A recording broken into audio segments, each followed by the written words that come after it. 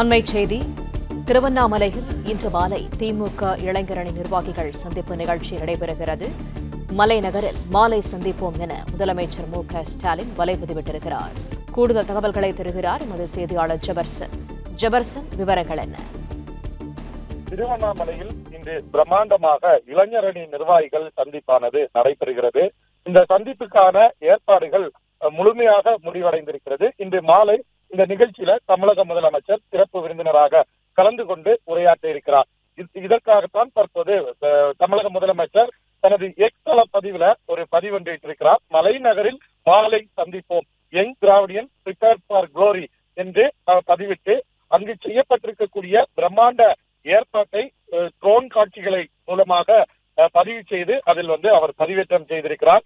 இன்று நடக்கக்கூடிய இந்த இளைஞரணி நிர்வாகிகள் சந்திப்புல 1,30,000க்கு அதிகமான இளைஞரணி நிர்வாகிகள் மட்டுமே கலந்து கொள்கிறார்கள். இந்த நிர்வாகிகள் கூட்டத்திற்கு பல்வேறு ஏற்பாடுகள் செய்யப்பட்டிருக்கிறது. குறிப்பாக வரக்கூடியவர்கள் அனைவருக்கும் உணவு அளிப்பதற்கான ஏற்பாடுகள் செய்யப்பட்டிருக்கிறது. அதே போல 1,00,000 நிர்வாகிகளுக்கும் புகைப்படம் அடங்கிய அடையாள அட்டை வழங்கப்பட்டிருக்கிறது. அடையாள அட்டை இருக்கக்கூடிய நபர்கள் மட்டுமே உள்ளே அனுமதிக்குமாறு அனைத்து வாயில்களிலையும் போலீசார் நிறுத்தி வைக்கப்பட்டிருக்கிறார்கள்.